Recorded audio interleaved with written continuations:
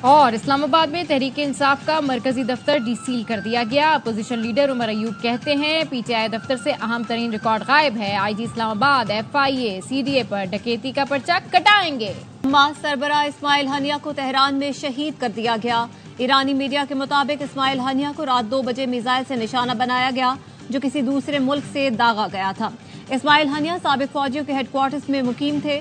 ایران کا بدلہ لینے کا اعلان۔ ایرانی سپریم لیڈر آیت اللہ خامنائی کہتے ہیں اسماعیل ہنیہ کو ہماری سرزمین پر قتل کیا گیا، بدلہ لینا ایران پر فرض ہے۔ دہشت گرد صہیونی حکومت نے ہمیں اس کو سخت سزا دینے کی بنیاد فراہم کر دی۔ ایرانی صدر مسعود پزشکیان نے کہا بزدلانہ حملے کا حساب دینا پڑے گا، ایران اپنی سالمیت اور عزت کا دفاع کرے گا، دہشت گرد حملہ آور اپنے بزدلانہ اقدام پر پچھتائیں گے۔ اسماعیل ہنیہ کی نماز جنازہ کل تہران میں ادا کی جائے گی، تدفین جمعے کو دوحہ میں ہوگی۔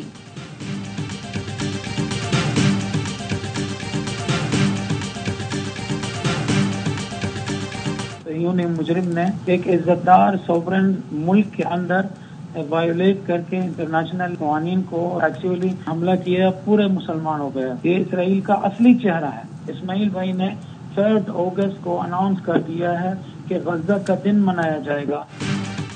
اسماعیل ہنیہ کو اسرائیلی ایجنٹوں نے نشانہ بنایا، اس کی سزا دی جائے گی، حماس کا اعلان۔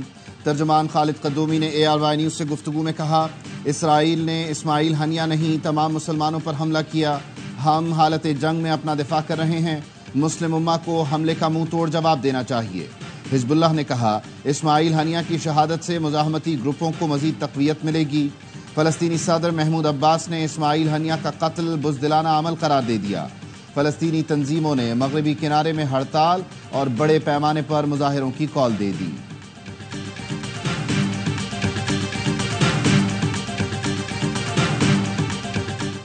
حماس رہنما کو نشانہ بنانے میں امریکہ ملوث نہیں۔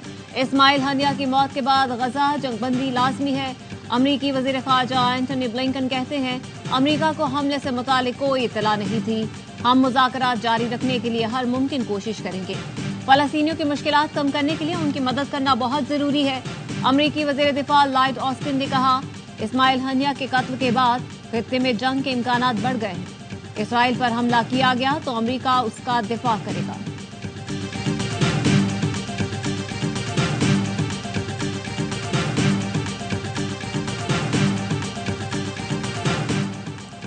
اسماعیل ہنیہ کے اہل خانہ نے ان کی شہادت کو باعث فخر قرار دیا۔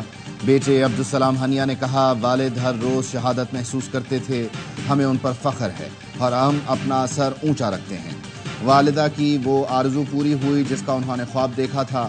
اسماعیل ہنیہ کی بہو نے ویڈیو پیغام میں کہا آج میرے سسر شہیدوں میں شامل ہو گئے، غم بہت بڑا ہے، آنکھیں اشکبار ہیں، دل غم زدہ ہے، لیکن امید ہے خدا ہماری قسمت بدلے گا اور ہمیں بہتر حالات عطا کرے گا۔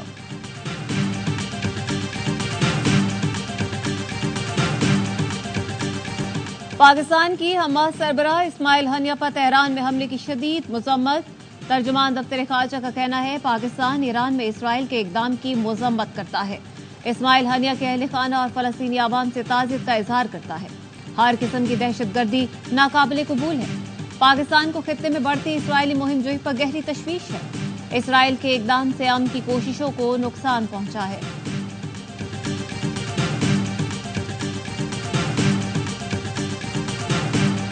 اسرائیل نے جو دہشت گردی کی ہے اس کے نتیجے میں وہ اگر یہ سمجھتا ہے کہ حماس کی اس تحریک کو وہ روک سکتے ہیں تو وہ اس کی خام خیالی ہے۔ ایک اسماعیل ہنیہ کو شہید کر کے لاکھوں اسماعیل ہنیہ پوری دنیا میں اور فلسطین میں پیدا ہوں گے، یہ مزاحمتی تحریک رکے گی نہیں۔ ایک اسماعیل ہنیہ کی شہادت لاکھوں اسماعیل ہنیہ پیدا کرے گی۔ امیر جماعت اسلامی حافظ نعیم الرحمان نے کہا امریکہ اسرائیل کو ہر قسم کی مدد فراہم کر رہا ہے، فلسطینی بھائیوں کو پیغام ہے کہ پاکستان ان کے ساتھ ہے۔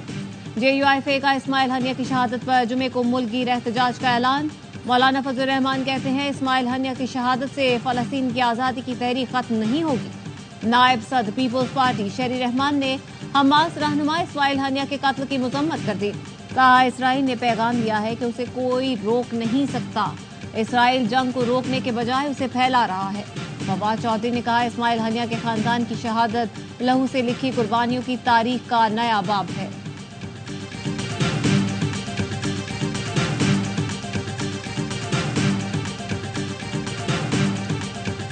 I move for leave to introduce a bill further to amend the Elections Act 2017, the Elections Second Amendment Bill 2024. قومی اسمبلی کی قائمہ کمیٹی نے الیکشن ایکٹ 2017 میں ترامیم کی منظوری دے دی. پی ٹی آئی نے بل کی مخالفت کی جبکہ جے یو آئی نے رائے شماری میں حصہ نہیں لیا. وزیر قانون نے بل کی حمایت کی. پی ٹی آئی رہنما علی محمد خان نے حکومتی ارکان کو مخاطب کر کے کہا سپریم کورٹ نے آپ کے خلاف فیصلہ دیا جس کے خلاف آپ پارلیمنٹ کو استعمال کر رہے ہیں. الیکشن کمیشن نے آئین کی خلاف ورزی کی, سیاسی بحران پیدا کیا. الیکشن کمیشن 41 ارکان سے متعلق فیصلہ کیوں نہیں کر رہا؟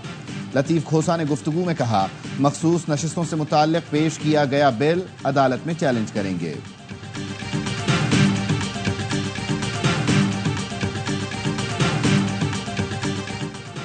اس حکومت نے ذاتی مفاد کے لیے ملک کی سالمیت کو داؤ پر لگا دیا. ایسا لگ رہا ہے یہ حکومت سپریم کورٹ کو ہی نہیں مانتی.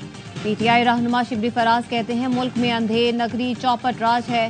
جب تک سیاسی استحکام نہیں ہوگا کوئی سرمایہ کاری نہیں کرے گا. عمر ایوب نے کہا کہ ہمارے سوشل میڈیا ارکان کو اٹھا کر تشدد کیا جا رہا ہے. یہ وہ لوگ ہیں جنہوں نے پاکستان کے لیے جدوجہد کی.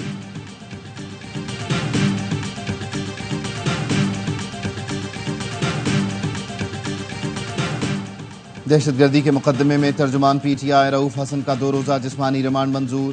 انسداد دہشت گردی عدالت نے سی ٹی ڈی حکام کے حوالے کر دیا. عدالت کی رؤوف حسن کا روزانہ طبی معائنہ کرانے کی ہدایت.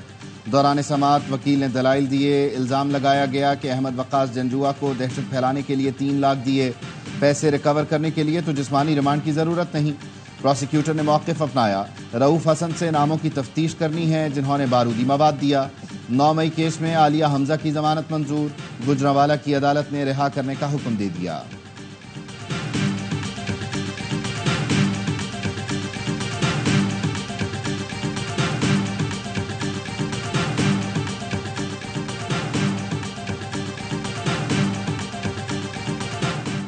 جماعت اسلامی کا مہنگی بجلی کے خلاف راولپنڈی میں دھرنا. جماعت اسلامی اور حکومتی کمیٹی کے ارکان مذاکرات کے لیے کمشنر آفس پہنچ گئے.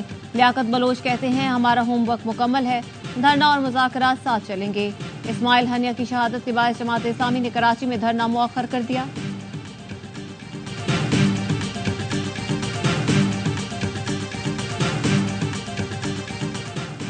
ایل پی جی کی قیمت میں فی کلو 2 روپے 27 پیسے اضافہ. قیمت 236 روپے 99 پیسے مقرر. گھریلو سلنڈر 26 روپے 90 پیسے مہنگا ہو گیا. اوگرا نے ایل این جی کی قیمت میں 8.5% تک کمی کر دی.